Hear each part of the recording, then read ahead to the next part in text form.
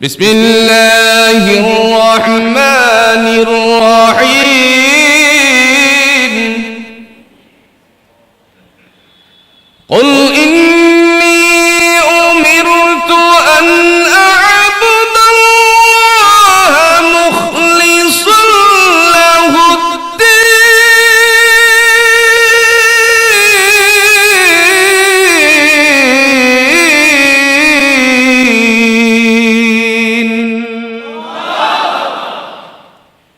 আল্লাহ বলেন, কুল ও নবী আপনি বলুন, ইন্নী উমিরতু আমি আদিষ্টিত হয়েছি, আন আ'বুদাল্লাহা মুখলিসান লাহুদ্দীন নিষ্ঠার সাথে একনিষ্ঠভাবে একগ্র চিত্তে আল্লাহর গোলামি করার জন্য।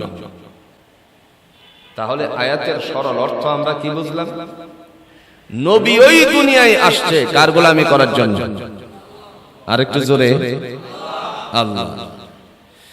রাসূল দুনিয়ায় আগমন করেছেন আল্লাহর দাসত্ব করার জন্য, তাও একগ্র চিত্তে, দিল দিয়ে, মন দিয়ে, উম্মতের জন্য।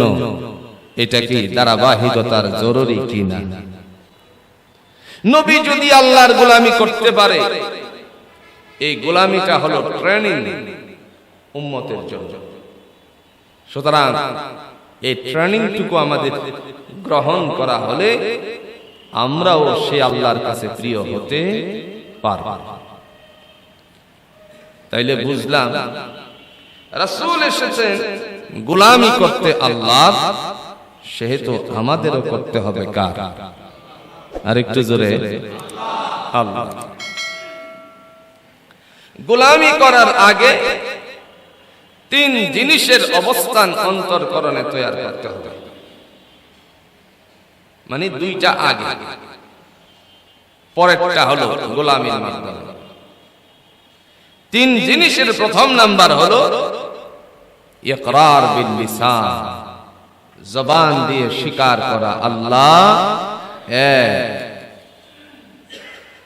নবী আরবি সাল্লাল্লাহু আলাইহি সাল্লাম তিনি যখন এই কথা বলেন, এই কথাটুকু বলার সময় আল্লাহর নবীর শত্রুতা তার জন্য বেরিয়ে আসলো। কওমের লোকেরা, আগে সবাই ভালো মানুষ ছিল নবীজির কাছে, নবীও সবার কাছে ভালো ছিল, কিন্তু এই মাত্র যখন ঘোষণা দিল ইকরার বিল লিসান, জবান দ্বারা স্বীকার করো আল্লাহ এক, সাথে সাথে বিদ্রোহ শুরু হয়ে গেল, সাথে সাথে তাদের মধ্যে বিরুদ্ধাচরণ শুরু হয়ে গেল। শুধু তাই নয়, মহান আল্লাহ পাক রব্বুল আলামিনের বান্দাদের মধ্য থেকে নবীর বিপক্ষে গিয়ে অবস্থান নিয়েছিল। ঠিক কিনা বলেন? মায়ের মুখী অবস্থান তৈরি হয়েছে। মায়ের মুখী অবস্থান তৈরি হয়ে যাওয়ার পর আল্লাহর বান্দা একটি পর্যায়ে নাফরমান, আপনজন, প্রিয়জন, চাচা হওয়ার পরে যাকে ইসলামের প্রথম জামানায় আবুল হাকাম বলে আখ্যায়িত করা হতো, সে আবুল হাকাম ইসলাম না মানার কারণে যাকে আবু জাহেল বলে আখ্যায়িত করা হয়ে গেল। ওই অবস্থানে ডাক দিয়া বলছে, কে আসরে তোমাদের মধ্যে আমার ভাতিজাকে দুনিয়া থেকে বিদায় করতে পারবে? নাউজুবিল্লাহ বলতেন না? সবাই নীরব হয়ে গেল, কারণ কেমনে তাকে দুনিয়া থেকে সরাবে, নবীজিকে কেমনে বিদায় করবে, এটা হতে পারে না। কারণ ওই মানুষগুলো যারা বলছে, ওদের মধ্য থেকে বড় বড় সম্প্রদায়ের নেতারাই উপাধি দিয়েছিল আল আমিন বলে। ঠিক কিনা বলেন? রাসূলকে তারাই তো আল আমিন বলে উপাধি দান করেছিল। এখন কেমনে হত্যা করে? আত্মীয়তার বন্ধন আছে, সামাজিকতার বিষয়বস্তু নিহিত আছে, আবার দেখা গেল এই জায়গাটার মধ্যে ভ্রাতৃত্ব বন্ধন জোরদার আছে, বন্ধুত্বের স্থাপিত আছে। কেমনে কে বা কারা তাকে হত্যা করবে নিজেদের মধ্যে পেরেশান। হঠাৎ করে যে আল্লাহর বান্দা মাথা উঁচু করেছিলেন, তিনি ছিলেন খাত্তাবের সন্তান, নাম ওমর। আল্লাহর বান্দা বললেন, আমি পারবো। নাফরমান ডাক দিয়া বলল, আজকের দিনে তোমারই আমি কামনা করেছিলাম, এমত অবস্থায় আল্লাহ পাক রব্বুল আলামিনের বান্দা তরবারি হাতে নিয়ে রওনা করলো রাসূলের দিকে। প্রতিমধ্যে রাসূলের একজন সাহাবী যিনি গোপনে মুসলমান হলেন, তিনি সামনে পড়ে যাওয়ার পরে জিজ্ঞেস করলেন, ওমর কোথায় যাচ্ছ? বলল, আমি আহমদকে দুনিয়ার জমিন থেকে বিদায় করতে যাচ্ছি। এই কথা শোনার পরে তিনি বললেন, তুমি কি তোমার কাল্লাটা তার কাছ থেকে ফেরত নিয়ে আসতে পারবে নাকি? সুবহান। নবীজিকে দুনিয়া থেকে বিদায় করার জন্য রওনা করেছো, তুমি কি তোমার দেহের সাথে যে মাথাটা নিয়ে যাচ্ছ, ওই মাথাটাকে ওখান থেকে ফেরত আনতে পারবে? উদ্দেশ্য ছিল মাথাকে দেহ থেকে আলোক করা না, উদ্দেশ্য ছিল যে তুমি যেইভাবে মাথা উঁচু করে যাচ্ছ সেইভাবে তুমি আর ওখান থেকে ফেরত আসতে পারবে না। ওই মাথাটা কালিমার ছায়া তলে আল্লাহর পদতলে নত হয়ে যাবে। সুবহানাল্লাহ বলছেন। এটা ছিল গোপনে মুসলমান হওয়া সাহাবীর মূল বক্তব্য। তিনি তো হট মানুষ ছিলেন, নরম ছিলেন না গরম ছিলেন? একটু জোরে এখন, নরম না গরম? খুব গরম মানুষ। এক নগদ এক কান বসাইলেন। গরম মানুষ বাংলাদেশে আছে কিনা? এক করে নগদে বসাইলেন। বসিয়ে দেওয়ার পর তিনি জমিনের মধ্যে পড়ে গেলেন। তখন পিছন দিক থেকে আওয়াজ তুলছে, খাত্তাবের সন্তান, মাথা উঁচু করে যাচ্ছ নবীজিকে দুনিয়া থেকে বিদায় করতে। তুমি তোমার বাড়ির অবস্থান, ঘরের অবস্থা খুঁজে দেখো। তারাই তো তোমার রাসূলের কাছে, আল্লাহ রাসূলের কাছে গিয়ে কালিমা পড়ে মুসলমান হয়ে গেছে। ঘুরে দাঁড়াল।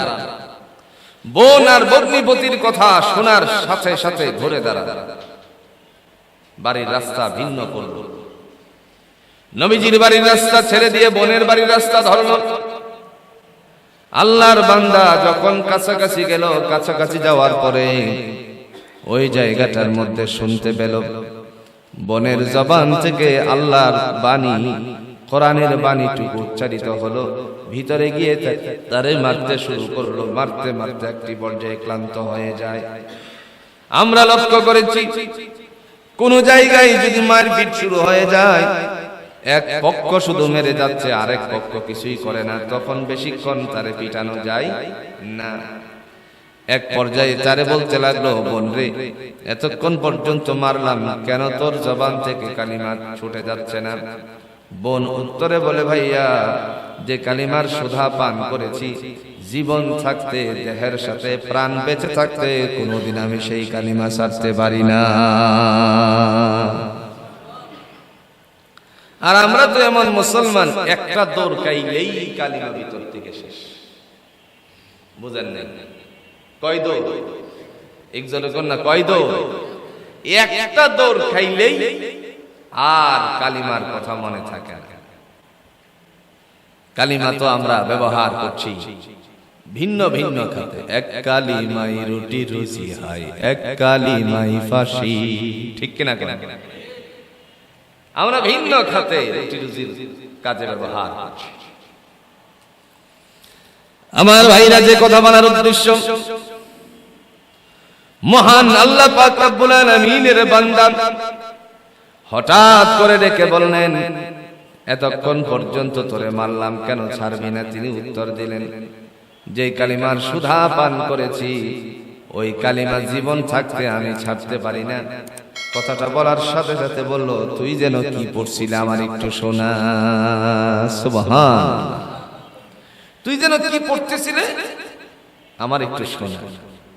কারণ আল্লাহ নূর ঢেলে দিয়েছেন কোরআনের মধ্যে। কথা কোন ঠিক কিনা? আল্লাহ বলছেন, ওয়া ইযা তুলিয়াত আলাইহি আয়াতুহু যাদাতহুম ঈমানা। যখন কোরআন তেলাওয়াত করা হয় তখন আমার পক্ষ থেকে ঈমানকে বাড়িয়ে দেওয়া হয়। আরেকটু আস্তে কোন সুবহানাল্লাহ।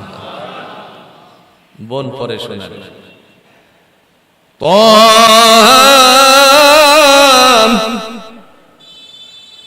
ما أنزلنا عليك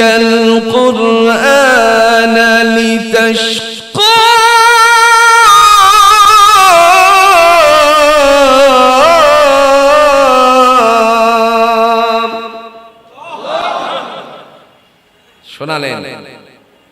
আল্লাহ বলতেছেন মা আনজালনা আলাইকাল কুরআনা লিতাশকা, নবী আমার আপনাকে ক্লেশ কষ্ট দেওয়ার জন্য কোরআন অবতীর্ণ করিনি।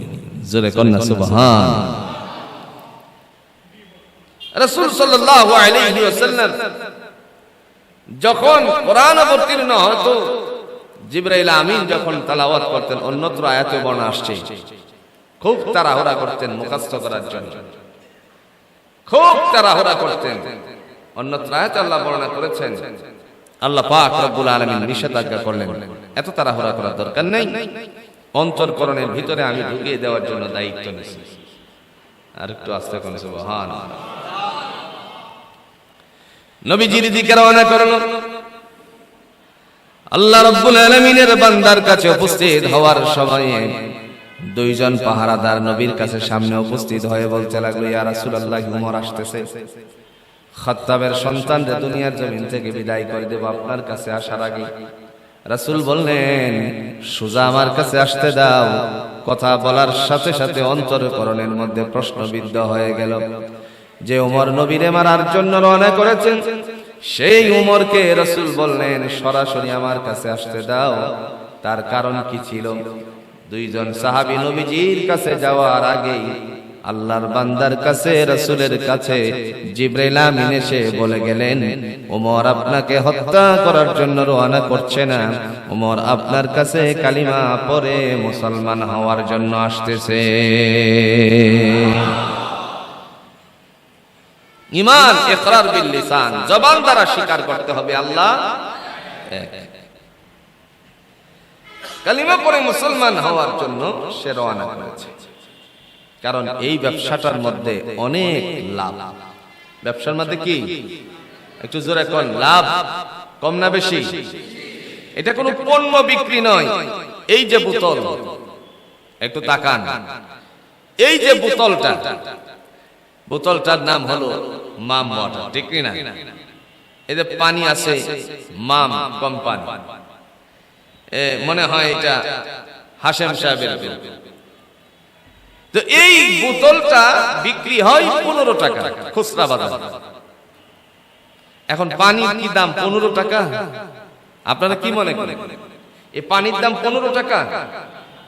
না, এই বোতলটা তৈরি করতে প্রায় 9 টাকা 50 পয়সা কিংবা 10 টাকা, এখন প্রায় মনে হয় 11 টাকার মতন পড়ে শুধু বোতলটা তৈরি। আমরা তো মনে করি যে পানির দাম মনে হয় 15 টাকা নিচ্ছে, না, বোতল আর কয় টাকা, বোতলের দামই পড়ে বেশি। আমার সাথে আল্লাহর ঘরে একজন ছিলেন, উনি হঠাৎ করে দেখলাম আপনার বিভিন্ন বোতল টুকাইতে। সৌদি আরবে বোতল আছে কিনা, বোতল আছে কিনা, অনেক ডিজাইনের বোতল। মানে হঠাৎ করে ওনার পছন্দ হলে এটা ব্যাগের ভিতরে নেবেন। আমি একসাথে রুমে থাকতাম, তো আমি জিজ্ঞেস করলাম, ভাই আপনি বোতল নিচ্ছেন, সুন্দর সুন্দর বাটি নিচ্ছেন, কারণটা? পরে উনি বললেন, আমি একটা এই কোম্পানির মালিক। কিসের? মুজির এন্ড কোম্পানি। মুজির এন্ড কোম্পানি অনেক ভালো মানুষ, অনেক ভালো মানুষ, অনেক বড় বন্ধুত্ব স্থাপন হয়েছে। তারে অনেকেই জ্যাক দিয়ে ব্যবসাটাকে দমন করে দেওয়ার চেষ্টা করেছে। আল্লাহ যাকে রক্ষা করার, সে তারে উঠিয়ে দেন কে? একটু জোরে এখন উঠিয়ে দেন কে? এটা দিয়ে কতটুকু হবে? পানির দাম 15 টাকা না, পানির দাম 15 টাকা। খুচরা বাজারে যে 13 টাকা বিক্রি হয় বা একটু কম বেশি, এই টাকাটা আপনি বোতলের মধ্যে খরচ হয়ে যায় 9 টাকা 50 পয়সা বা 10 টাকা 50 পয়সা বোতলের কোয়ালিটি অনুযায়ী। তো এই বোতলটার মূল্য আছে পানি ভিতরে দেওয়ার কারণে। পানি যদি না দিত বোতলটা নিত কেউ? একটু জোরে করে নিত? খালি বোতল তো কেউ নিত না। এটা হলো একটা পণ্য, বিক্রি করে কেউ লাভবান করছে 2 টাকা, কেউ লাভবান করছে 50 পয়সা, কেউ লাভবান করছে 1 টাকা। কথা বুঝেন? যে কোম্পানি থেকে সেল দেওয়া হয় সে কোম্পানি কিন্তু খুব একটা বেশি লাভবান হয় না, লাভ করে না। এরা লাভের হিসাব হলো শতের পায়ে, লক্ষ লক্ষ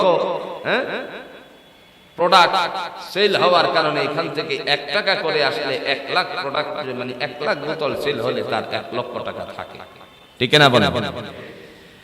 এখন এটা বিক্রি করে সে পণ্য বিক্রি করে লাভবান হচ্ছে। আল্লাহ বলেন আমার কাছেও, খুব ভালো করে বুঝেন, দুনিয়ায় পণ্য বিক্রি করে মানুষ লাভবান হয়, আর আল্লাহ বলেন আমারও কিছু পণ্য আছে এটা বিক্রি করে সেও লাভবান হতে পারবে। সুবহানাল্লাহ বলতেন।